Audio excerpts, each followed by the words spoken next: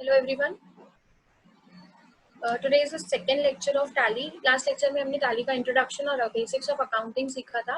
Now today is the second session. जैसे कि मैंने आपको बताया था last time भी that आज हम लोग सीखेंगे कि किसी भी accounting software में हम किस तरह से अपनी accounting entries कर सकते हैं. So let us start with today's session. किसी भी accounting software में अगर हमें accounting entries करनी है तो we need to follow some process. So यहाँ पर accounting software की process को 7 steps में divide किया गया है.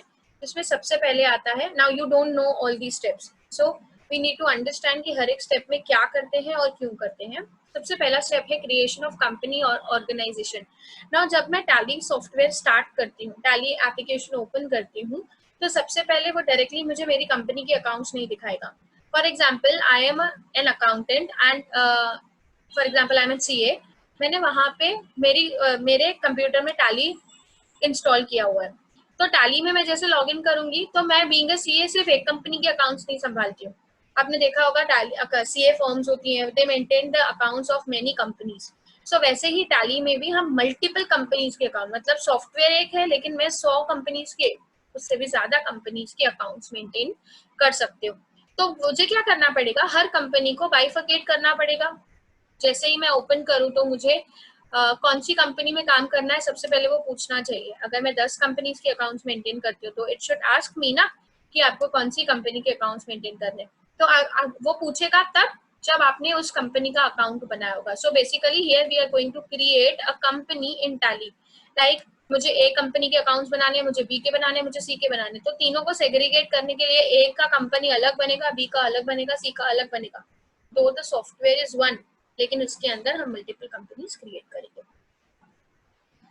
नेक्स्ट आता है creation of ledgers using appropriate rules. जैसे ही आपकी कंपनी बन गई, अब आपको जर्नल एंट्रीज पास करनी है. हमने देखा है अकाउंटेंसी का प्रोसेस क्या होता है. यू गेट द ट्रांजैक्शन की आपको जर्नल एंट्री बनानी होती है. बट Tally में जर्नल एंट्री बनाने से पहले उसका लेजर बनाना पड़ता है. अब आपकी अकाउंटेंसी में 11th स्टैंडर्ड में आपने उल्टा सीखा है, पहले जर्नल बनाओ उसके बाद लेजर बनाओ. लेकिन Tally में पहले लेजर बनाना पड़ता है, उसके बाद हम जर्नल एंट्री पास करते हैं. तो जब हम लेजर बनाते हैं तो लेजर बनाते वक्त हमें उसका क्लासिफिकेशन प्रॉपर्ली करना पड़ता है, जिसको हम बोलते हैं ग्रुप्स में क्लासिफाई करना. Now for example if I say machinery, तो what is machinery? Machinery is a fixed asset, तो fixed asset is a group. If I say sundry creditors, तो sundry creditors is a current liability, तो current liability is a group. If I say bank loan, तो bank loan can be secured loan और unsecured loan, तो secured loan unsecured loan उनके groups हैं. तो ये जो ग्रुप्स होते हैं वो हमको प्रॉपर्ली क्लासिफाई करने होते हैं. एंड बीइंग एन अकाउंटेंट आपको ये ग्रुप्स बहुत अच्छे से पता होते हैं. नेक्स्ट आता है selection of correct voucher. Now जैसे मैंने कहा कि आपको जर्नल एंट्री पास करनी है, तो जर्नल एंट्री को Tally में कहा जाता है वाउचर एंट्री. हर एक टाइप का वाउचर अलग अलग अवेलेबल होता है. जैसे जर्नल में आप क्या करते हो, डेट वाइज एंट्रीज लिखते जाते हो, लाइन से लिखते जाते हो. देयर इज नो कैटेगरी की ये परचेज की एंट्री है, ये सेल्स की एंट्री है. लेकिन यहाँ पर स्टेप 3 में आपको कैटेगराइज करना पड़ेगा अपनी जर्नल एंट्री को. लाइक इफ आई से मेरे पास एक एंट्री है रिसिप्ट्स की, मुझे पैसे मिले, तो वो एंट्री को मैं रिसिप्ट्स में क्लासिफाई करूंगी. तो उसके लिए मुझे उसका प्रॉपर वाउचर रिसिप्ट सिलेक्ट करना पड़ेगा. If I am paying somewhere, तो मुझे उसका वाउचर पेमेंट सिलेक्ट करना पड़ेगा. ऐसे अलग अलग वाउचर्स Tally आपको प्रोवाइड करता है. The next we have GST calculation. अब आपने वाउचर एंट्री पास किया, वाउचर एंट्री के लिए प्रॉपर वाउचर सिलेक्ट किया. उसके बाद अगर पर्टिकुलर ट्रांजैक्शन में जीएसटी एप्लीकेबल है तो उसका कैलकुलेशन भी करना पड़ेगा. देन उसके बाद आप उसकी प्रॉपर वाउचर एंट्री पास करोगे. लाइक आपने वाउचर चूज कर दिया that I want to make this entry in payment voucher. उसके बाद पेमेंट कर रहे हो आप, तो क्या उसमें जीएसटी एप्लीकेबल है? इफ यस, तो जीएसटी का कैलकुलेशन करना पड़ेगा. आपको नहीं करना, Tally ऑटोमेटिकली करके देगा, बट आपको डेटा तो इनपुट करना पड़ेगा ना. देन उसके बाद आप उस पर्टिकुलर उस ट्रांजैक्शन की प्रॉपर वाउचर में, जो आपने थर्ड स्टेप में वाउचर सेलेक्ट किया, वहां पर आप उसकी एंट्री करोगे. थर्ड स्टेप में आप सिर्फ वाउचर चूज कर रहे हो, उसमें एंट्री करने के लिए we are using fifth step, क्योंकि जीएसटी उससे पहले लगेगा. देन जैसे ही मेरी वाउचर एंट्री हो गई, दैट मीन्स मेरा काम खत्म हो गया. अब आप कहेंगे कि हमारा काम खत्म हो गया, क्यों? वाउचर जर्नल एंट्री के बाद तो लेजर बनता है, लेजर के बाद ट्रायल बैलेंस बनता है, ट्रायल बैलेंस के बाद फाइनेंशियल स्टेटमेंट्स बनती है. वो सब Tally आपको खुद ही बना के देगी, आपको कुछ भी करने की जरूरत नहीं है. स्टेप 6 बोलता है report such as balance sheet, income and expenditure, cash flow, bank flow statements are generated automatically. आपने स्टेप 2 में लेजर्स क्रिएट कर दिए, उस लेजर में अमाउंट डालने का काम स्टेप नंबर 5 करेगा।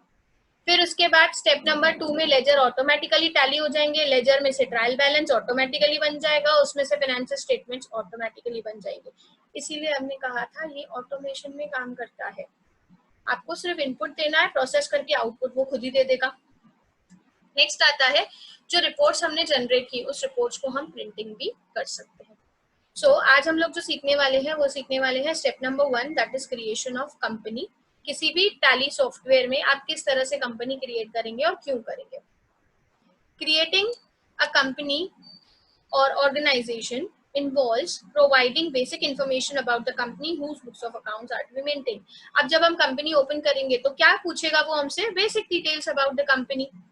While creating the company, fields like name of the company, email address of the company, financial year, books beginning from, etc. and password etc. are to be entered.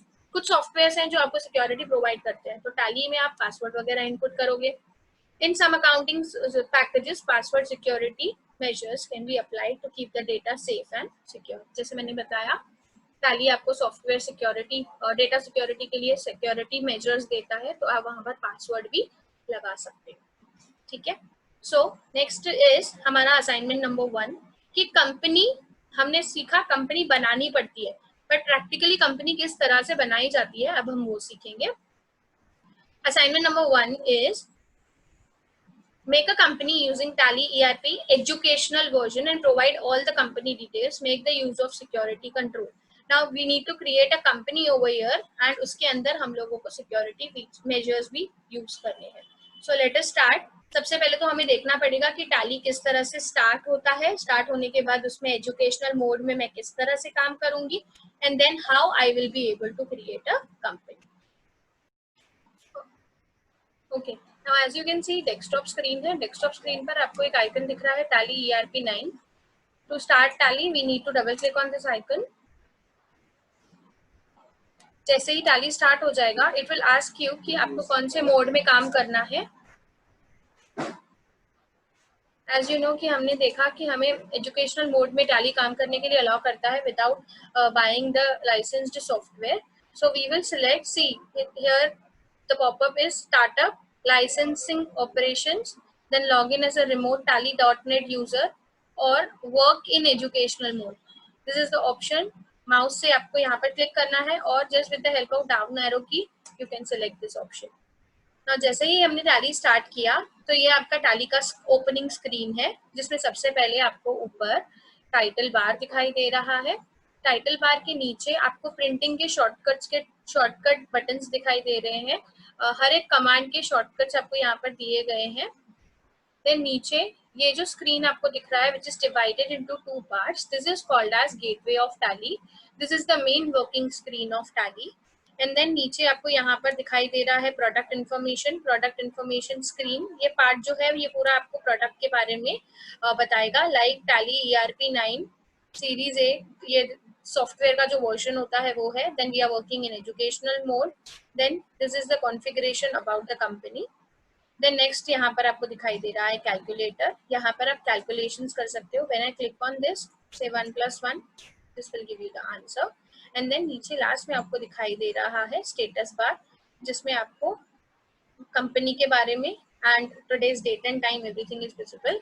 Now coming to and the right hand side में आपको दिखाई दे रहा है ये buttons, this is called as button panel.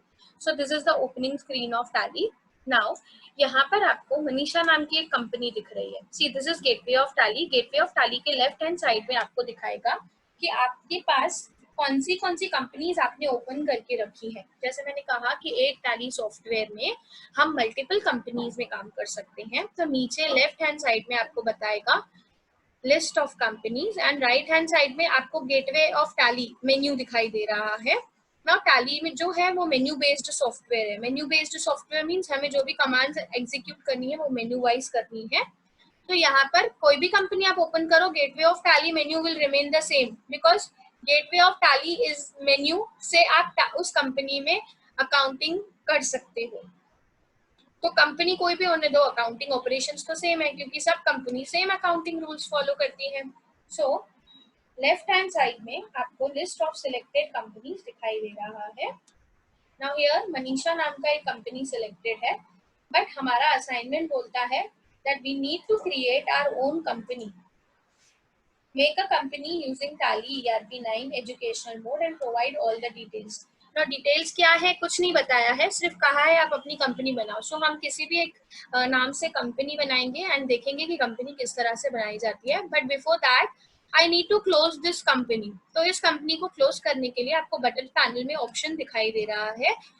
First option is F1 select company. You can select any other company you wish to, or you can shut this company. That is, you can close this company by using this option. Now Tally में जैसे मैंने आपको कहा कि ये menu based software है, तो menus को ऑपरेट करने के लिए keyboard is much more used. So हम माउस को ना यूज करते हुए कीबोर्ड को यूज करेंगे, इस तरह से हमें इसके शॉर्टकट्स भी लर्न हो जाएंगे। सो शट कंपनी के लिए आपको दिखाई दे रहा है F1 के नीचे underline. So underline denotes alt key and F1 is the function key. जैसे ही मैं ऑल्ट के साथ F1 को प्रेस करूंगी तो मेरी मनीषा नाम की कंपनी लेफ्ट हैंड साइड में क्लोज हो जाएगी। As you can see there is no selected company. तो गेटवे ऑफ टैली मेन्यू भी चला गया, क्योंकि जब कंपनी नहीं है तो आप उसकी अकाउंटेंसी नहीं कर सकते। सो आपको अब मेन्यू दिखाई दे रहा है कंपनी इन्फो मेन्यू। अब कंपनी इन्फो मेन्यू में आपको जो ऑप्शंस दिख रहे हैं, जिसमें सबसे पहला है सिलेक्ट कंपनी। सिलेक्ट कंपनी से आप प्रीवियसली क्रिएटेड कंपनी को सिलेक्ट करोगे। Then log in as remote user. Now Tally जो है आपको एक मेरे कंप्यूटर में डेटाबेस है टैली का पूरा, लेकिन आप कहीं से भी उसको एक्सेस कर सकते हो। Next create company. Create company से आप नई कंपनी क्रिएट करोगे। बैकअप एंड रिस्टोर, जैसे आपके फोन में होता है डेटा को बैकअप करके रिस्टोर करते हो, वैसे यहाँ पर भी कर सकते हैं। And last option is quit. Quit मतलब क्लोज हो जाएगा। So we need to go in create company. Create company के लिए आपको रेड कलर अल्फाबेट दिखाई दे रहा था, C. This is called as hot key. जैसे ही मैंने सी प्रेस किया तो वो ऑप्शन एक्टिवेट हो जाएगा। Now this is the company creation screen. Now company create किस तरह से करनी है, हमें बताया गया था कि आपको कोई भी कंपनी क्रिएट करनी है, उसकी सारी डिटेल्स प्रोवाइड करनी है along with the security control. So okay, we will create a company. For example मैंने एक कंपनी बनाई, न्यू इंग्लिश जूनियर कॉलेज, उसका नाम, देन उसका मेलिंग नेम मतलब complete name, then address. Address पे मैंने लिखा Netaji Chowk, enter, opposite Sai market, Ulhasnagar, state is India, sorry country is India, state is Maharashtra. तो MAH जैसे मैंने टाइप किया, राइट हैंड साइड में लिस्ट ऑफ स्टेट्स में आपको महाराष्ट्र दिखाई दे रहा है। You just have to press enter, तो वो अपने आप सेलेक्ट हो जाएगा। देन पिन कोड में मैंने डाला 421005। Then contact details, phone number, then mobile number. I'm putting dummy numbers, huh? Then fax number I don't have, तो मैं नहीं डालूंगी। email address से nehs@gmail.com. website I don't have the college website, so I'll not put. Then next जो पूछ रहा है, see ये जो थी वो प्राइमरी मेलिंग एड्रेस थी, मतलब about the name and address of the company. Then contact details में आपसे email ID, fax number, website, phone number सब पूछ लिया। Now this is books and financial year detail, मतलब आप कौन से ईयर के अकाउंट बनाना चाहते हो। Financial year always begins from 1 April, right. तो मुझे बनाने हैं अकाउंट्स लास्ट ईयर के, तो लास्ट ईयर का फाइनेंशियल अकाउंट स्टार्ट होगा 1 अप्रैल 2019 से। 1 अप्रैल 2019 से मेरा फाइनेंशियल ईयर स्टार्ट हुआ। एंड नेक्स्ट आता है books beginning from. Books beginning from मतलब आप जो बुक्स बना रहे हो वो कौन सी डेट से बना रहे हो। अब आप कहोगे मैम जब फाइनेंशियल ईयर 1 अप्रैल से चालू हो रहा है तो हम बुक्स भी 1 अप्रैल से बनाएंगे ना। It's not necessary. Financial year calculate होता है टू चेक द पीरियड जिसमें आपने बिजनेस किया, लेकिन आपने बिजनेस एक्चुअली जिस दिन से स्टार्ट किया वहां पर हम बुक्स बिगिनिंग डेट डालेंगे। For example I started my business on 1st October 2019.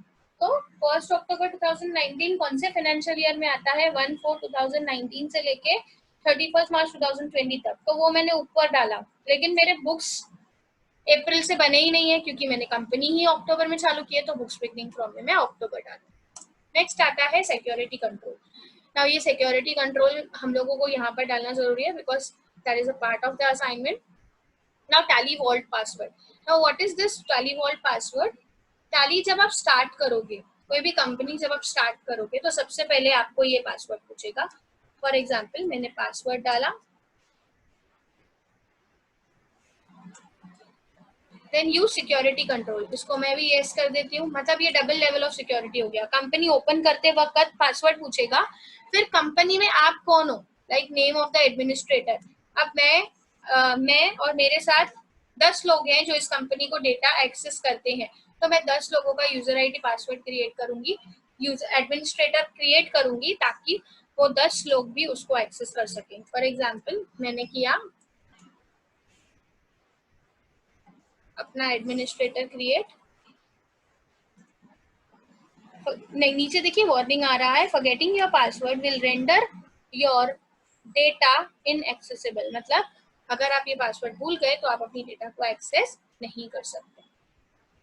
Next, use Tally audit features. फिलहाल हम ऑडिट फीचर्स को ऑन नहीं करेंगे. Disallow opening educational mode. Educational mode में वो आपको काम नहीं करने देगा. नहीं, we want to work in educational mode. Next आता है बेस करेंसी सिंबल. नाउ यहाँ पर हमें कोई भी इंफॉर्मेशन चेंज नहीं करनी है, बट वी नीड टू सी कि यहाँ पर है क्या.